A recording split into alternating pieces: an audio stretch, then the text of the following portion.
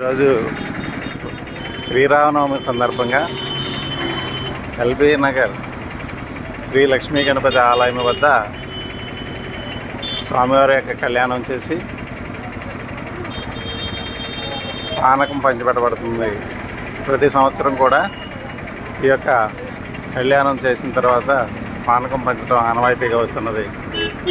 వారికి కమిటీ సభ్యులందరికీ కూడా దేవాలయం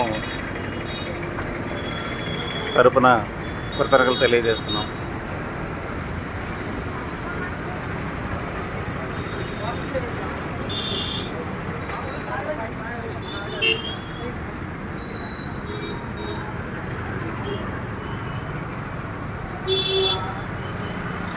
ఈరోజు ఈ పానకానికి స్వామివారికి సమర్పించిన భక్తులు శ్రీ రాఘవేంద్రరావు గారండి.